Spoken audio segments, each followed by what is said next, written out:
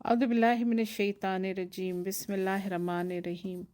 अस्सलाम वालेकुम वरहमतुल्लाहि वबरकातुहू। आज हम फिर डोमेन 1 का पार्ट 3 करेंगे इंशाल्लाह। और जो है इससे पहले ये बात मैं बोल दूं कि जब भी आप ये नोट्स को सुने मेरे इस लेक्चर को, तो प्लीज़ अपने सामने नोट्स को ज़रूर रखिएगा। ये जो नोट्स लिखी हुई है इनको ज़रूर रखिएगा। या तो आप इसका प्रिंट आउट बना लें, या फिर जो है आप अपने गूगल डॉक में इसको सेव कर लें, या कहीं भी सेव कर लें। लेकिन इन लेक्चर को सुनते हुए नोट्स सामने ज़रूर रखिएगा, तो ज़्यादा आसानी होगी समझने में ना। तो अब हम पॉइंट नंबर 14 पर आते हैं, जो कि है DAD, over protection, authenticity, non-repudiation, and AA services. These are other security concepts in addition to the CIA triad when designing security solution. ये भी एक सिक्योरिटी के कॉन्सेप्ट हैं जो सिक्योरिटी प्लानिंग और सिक्योरिटी कंट्रोल्स बनाने में काम आते हैं। अच्छा, DAD triad concept is opposite of CIA triad ना। DAD जो ट्रायड है कॉन्सेप्ट जो है वो ऑपोजिट है CIA ट्रायड से ना। ये है disclosure, alteration and destruction makes up DAD। ठीक है। It may be useful to recognise what to look for when a security mechanism fails. ये उस सूरत में काम आते हैं जब सिक्योरिटी मैकेनिज्म फेल हो जाता है या फेल होता हुआ नज़र आता है। Disclosure occurs when confidential material is access by unauthorised entities. ठीक है ना। डिस्क्लोजर क्या है कि है ना, कोई चीज़ का लीक हो जाना।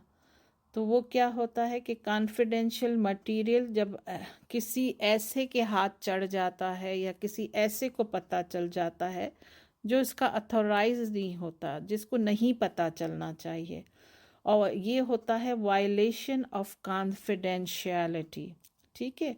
फिर alteration occurs when data is either maliciously or accidentally changes.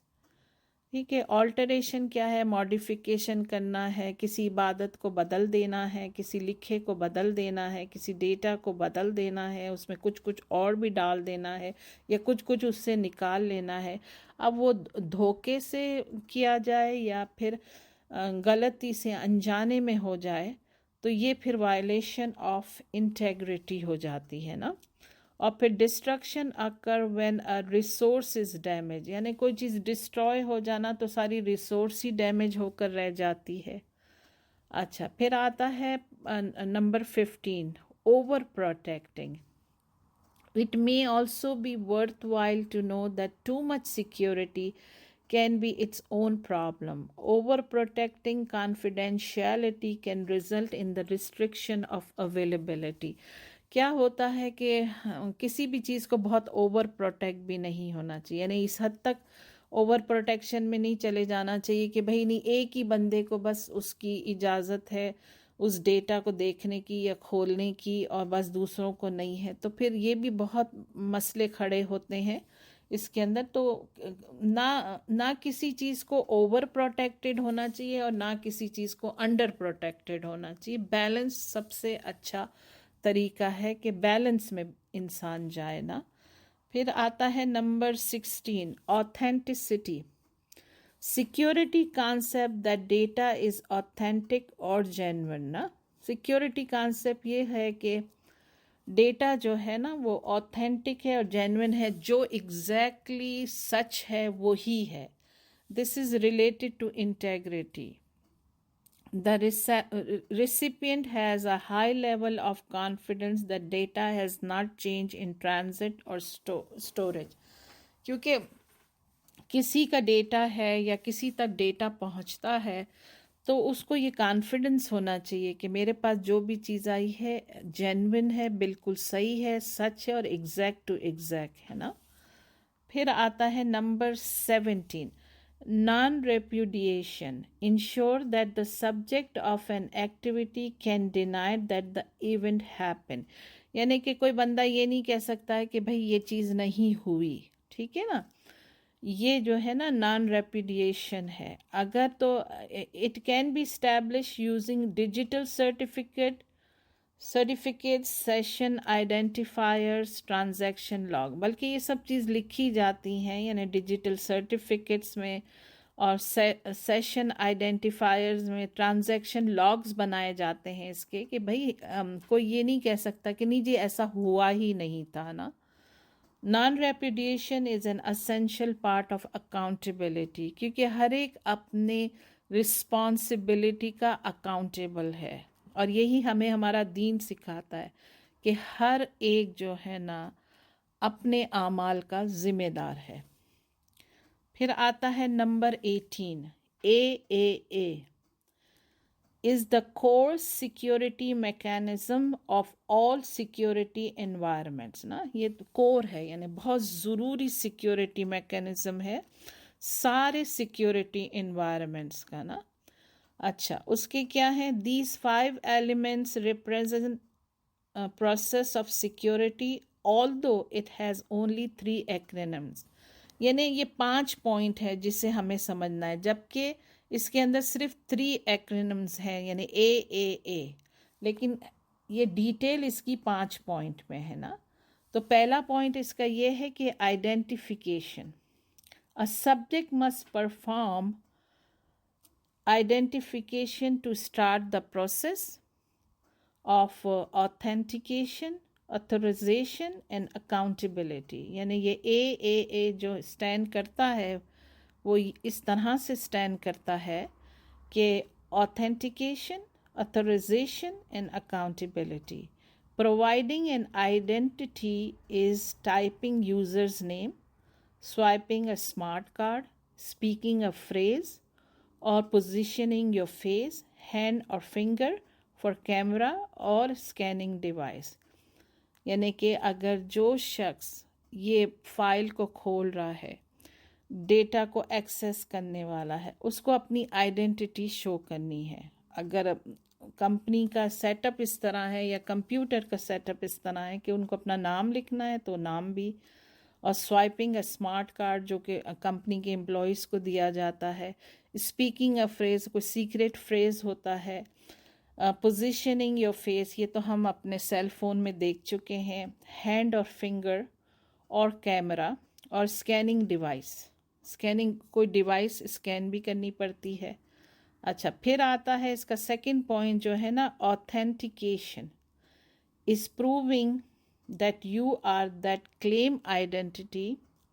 Authentication requires the subject to provide additional information that you are the right identity। यानी कि ये प्रूफ करना है जो उस डेटा को एक्सेस कर रहा है, जो कंप्यूटर को खोल रहा है, तो उसको ये उसकी आइडेंटिटी जो है मेक श्योर होनी चाहिए कि वो सही बंदा है और वही बंदा है।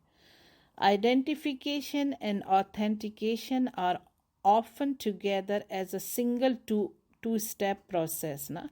आइडेंटिफिकेशन हो गई और फिर उसमें ऑथेंटिकेशन, यानी आइडेंटिफिकेशन तो डाल दी गई लेकिन इसको भी मेक श्योर करना है कि वो राइट बंदा है, सही बंदा है। Each authentication technique or factor has its unique benefits and drawbacks। लाजमी है, दुनिया में हर चीज़ में बेनिफिट्स भी होते हैं और ड्रॉबैक्स भी होते हैं, लेकिन इंसान की कोशिश ये होना चाहिए कि हद्दुल इम्कान और जिस हद तक वो कर सके और सही चीज़, कोई नुकसान ना हो पाए, और अगर नुकसान भी हो पाता है तो कम से कम हो। तो हर चीज़ के बेनिफिट्स भी होते हैं और हर चीज़ के नुकसान भी होते हैं।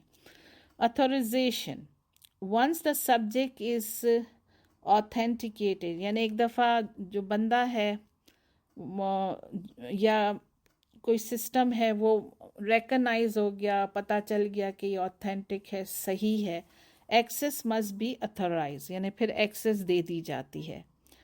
The process ensures that access to an object is possible Keep in mind that only those access and functions are permissible in which the subject is assigned within the control environment. यानी एक इंसान है जो वो अपना खोलता है, अब उसकी आइडेंटिटी भी क्लियर हो गई, वो ऑथेंटिक बंदा है और वो ही बंदा है, तो फिर उसको परमिशन मिल जाती है एक्सेस करने की, लेकिन वही परमिशन मिलती है जिसका जो उसको रिस्पॉन्सिबिलिटी दी गई थी। यानी उसकी जो भी पोजीशन होगी, उसे जो भी रिस्पॉन्सिबिलिटी दी गई है, वो ही बंदा है और उतना ही वो एक्सेस कर सकेगा, उससे ज़्यादा नहीं। फिर आता है auditing, is recording a log of events and activities related to the system and subjects ना। ऑडिटिंग हम लोग सब बहुत कॉमनली समझते हैं और ये वो लफ्ज़ बहुत दफ़ा हमें सुनाई देता है, जैसे CPAs होते हैं और अकाउंटेंट होते हैं, वो ऑडिटर्स भी होते हैं, ऑडिट करते हैं। तो ये एक्टिविटी है ना जो है इसकी सूरत में होती है। चलें आगे पढ़ते हैं। Monitoring is a part of what is needed for audit ना, मॉनिटर करना किसी चीज़ को ना, किसी चीज़ पर नज़र रखना। Monitoring is type of watching और ओवरसाइट है ना, नज़र रखना। Whereas auditing is a recording of information into a record file, यानी कि मॉनिटरिंग करना तो हम वॉच करते रहना है, सब चीज़ सही जा रही है, हर नंबर एक दूसरे से मैच कर रहा है कि नहीं कर रहा है। और ऑडिटिंग जो है ना वो बाकायदा रिकॉर्ड उसके फाइल्स बनते हैं ऑडिटिंग के ना। फिर आता है accountability, is reviewing the log files to check for compliance and violation ना। अकाउंटेबिलिटी हर चीज़ में, ज़िंदगी में ज़रूरी है, इंसान के हर लम्हे अकाउंटेबिलिटी का दखल है। हम सब अपने आमाल के लिए अकाउंटेबल हैं। और जो है ना यहाँ अकाउंटेबिलिटी क्या है कि रिव्यूइंग द लॉग फाइल्स ना, जो लॉग फाइल्स बनती हैं उनको रिव्यू करना है और चेक करना है कि किसी किस्म का एक्शन यानी कंप्लाइंस या वायलेशन तो नहीं हुई। As security policy can be properly enforced only if accountability is maintained, क्योंकि सिक्योरिटी पॉलिसी, हिफाजत, सिक्योरिटी ये उसी सूरत में मुमकिन है और उसी सूरत में ये हो सकती है जब अकाउंटेबिलिटी जो है ना, जो काम करने वाले हैं उन पर को भी तो देखना है ना कि वो अपना काम सही से कर रहे हैं, जिम्मेदारी से कर रहे हैं कि नहीं कर रहे हैं ना। तो अकाउंटेबिलिटी जो है ना अगर नहीं है ना तो फिर जो है ना सिक्योरिटी पॉलिसी फेल हो जाएगी, सिक्योरिटी पॉलिसी कमज़ोर हो जाएगी।